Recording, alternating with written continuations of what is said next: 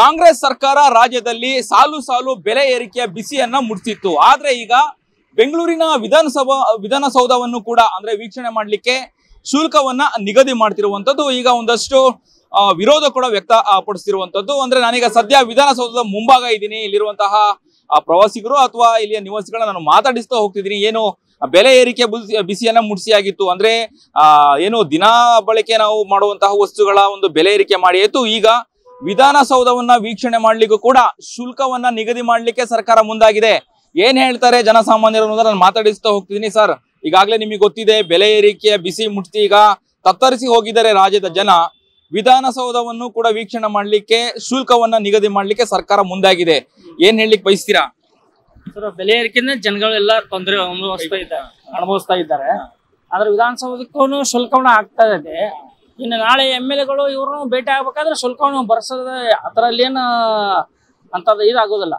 ಅವರನ್ನು ಭೇಟಿ ಮಾಡ್ಬೇಕಾದ್ರೆ ನಾವು ಶುಲ್ಕ ಭರಿಸಬೇಕಾಗತ್ತೆ.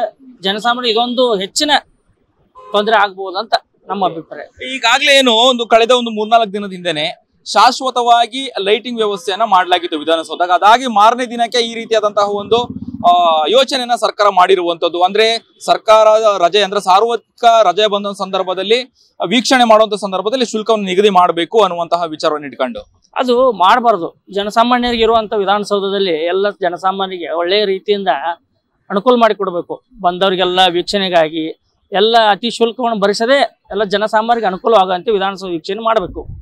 ಇದು ನಮ್ಮ ಅಭಿಪ್ರಾಯ.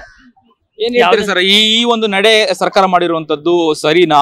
ಕೆಲವರು ವಿಧಾನಸೌಧವನ್ನು ವೀಕ್ಷಣೆ ಮಾಡಬೇಕು, ಇದನ್ನ ಏನು ಸಾರ್ವಜನಿಕವಾಗಿ ತೋರಿಸಲಿಕ್ಕೆ ಮುಂದಾಗುತ್ತೆ ಸರ್ಕಾರ, ತೋರಿಸ್ತೀವಿ ಅಂತ ಹೇಳ್ತಾರೆ. ಆದ್ರೆ ಶುಲ್ಕವನ್ನ ನಿಗದಿ ಮಾಡಿ ತೋರಿಸುವಂತದ್ದು ಎಷ್ಟು ಸರಿ ಅಂತ ಹೇಳಿ ಆಕ್ರೋಶವನ್ನು ಕೂಡ ವ್ಯಕ್ತಪಡಿಸ್ತಾ ಇದ್ದಾರೆ ಜನಸಾಮಾನ್ಯರು. ಅದು ಆಗ್ಬಾರ್ದು. ಯಾಕಂದ್ರೆ ವಿಧಾನಸೌಧ ಸಾರ್ವಜನಿಕವಾಗಿ ಇರುವುದರಿಂದ ಎಲ್ಲರಿಗೂ ಅನುಕೂಲವಾಗುವ ರೀತಿಯಲ್ಲಿ ಅನುಕೂಲ ಮಾಡಬೇಕು. ಎಲ್ಲ ಜನಸಾಮಾನ್ಯರು ಬಂದು ಒಳಗೆ ವೀಕ್ಷಣೆ ಮಾಡಿ ಎಲ್ಲರಿಗೂ ಭೇಟಿ ಆಗುವಂತ ವ್ಯವಸ್ಥೆ ಇರಬೇಕು. ಸರ್ಕಾರ ಆ ರೀತಿ ಒಂದು ತರದ ವ್ಯವಸ್ಥೆಯನ್ನು ಮಾಡ್ಬೇಕು ಎಲ್ಲರಿಗೂ. ಮುಂದಿನ ದಿನಗಳಲ್ಲಿ MLA MP ಗಳನ್ನು ಕೂಡ ಭೇಟಿ ಮಾಡ್ಲಿಕ್ಕೂ ಶುಲ್ಕ ನಿಗದಿ ಆಗುತ್ತಾ ನಿಮ್ ಪ್ರಕಾರ? ನೀವು ಹೇಳ್ತಾ ಇದ್ರಿ ಆಗ್ಬಹುದು. ಯಾಕಂತಂದ್ರೆ ಈಗಿನ ಸರ್ಕಾರದಲ್ಲಿ ಈ ರೀತಿ ಆಗುವುದರಿಂದ ಜನಸಾಮಾನ್ಯರಿಗೆಲ್ಲ ತೊಂದರೆ ಆಗ್ತಾ ಇದೆ. ಅದನ್ನ ಆಗ್ಬಾರ್ದು ಅಂತೇಳಿ ಉಳಿಸ್ಕೊಂಡು ಹೋಗ್ಬೇಕು. ಎಲ್ಲ MLAಗಳು, ಶಾಸಕರಾಗ್ಲಿ, ಮುಖ್ಯಮಂತ್ರಿ ಆಗಲಿ ಎಲ್ಲರೂ ಅನುಕೂಲ ಮಾಡಿಕೊಡ್ಬೇಕು. ಜನಸಾಮಾನ್ಯರು ಒಳ್ಳೆಯ ರೀತಿಯಿಂದ ಅಭಿಪ್ರಾಯ ಪಡೆದುಕೊಳ್ಬೇಕಂತ ನಮ್ಮ ಅಭಿಪ್ರಾಯ. ಇದು ಒಳ್ಳೇದಾಗ್ತದ ಅಂತ ಹೇಳಿ ಶುಲ್ಕ ನಿಗದಿ ಮಾಡಿ ವಿಧಾನಸೌಧವನ್ನ ವೀಕ್ಷಣೆ ಮಾಡಿಸೋದು ಒಳ್ಳೇದಾಗ್ತದ? ಇದು ಒಳ್ಳೇದಾಗುವುದಿಲ್ಲ. ಯಾಕಂತಂದ್ರೆ ಇದೊಂದು ತರದ ಬಿಸ್ನೆಸ್ ಆಗಿಬಿಡ್ತದೆ.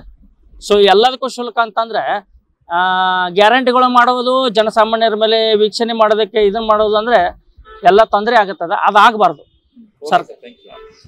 ಇದಿಷ್ಟು ಬೆಂಗಳೂರಿನ ನಿವಾಸಿಗಳು ವಿಧಾನಸೌಧವನ್ನ ವೀಕ್ಷಣೆ ಮಾಡ್ಲಿಕ್ಕೆ ಬಂದಂತಹವರು ಮಾತು. ಅಂದ್ರೆ ಇವತ್ತು ವಿಧಾನಸೌಧ ವೀಕ್ಷಣೆಗೆ ಶುಲ್ಕವನ್ನ ನಿಗದಿ ಮಾಡಿದ್ದಾರೆ. ಮುಂದಿನ ದಿನಗಳಲ್ಲಿ ಅಂದ್ರೆ ಏನೋ ಮುಖ್ಯಮಂತ್ರಿಯವರನ್ನ ಭೇಟಿ ಮಾಡೋದಾಗ್ಲಿ ಅಥವಾ ಇಲ್ಲಿಯ ಸಂಸದರನ್ನ ಭೇಟಿ ಮಾಡ್ಲಿಕ್ಕೂ ಕೂಡ ಅಂದ್ರೆ ಅವ್ರು ನೋಡ್ಬೇಕಂದ್ರೂ ಕೂಡ ಅದಕ್ಕೂ ಕೂಡ ಸರ್ಕಾರ ಶುಲ್ಕವನ್ನ ನಿಗದಿ ಮಾಡುತ್ತೆ ಅನ್ನುವಂತಹ ಆಕ್ರೋಶವನ್ನ, ಬೇಸರವನ್ನ ವ್ಯಕ್ತಪಡಿಸ್ತಿರುವಂತದ್ದು. ಕ್ಯಾಮರಾ ಪರ್ಸನ್ ಕಾರ್ತಿಕ್ ಜೊತೆ ಅಭಿಜಿತ್ ಗಣೇಶ್, ಕರ್ನಾಟಕ ಟಿವಿ, ಬೆಂಗಳೂರು.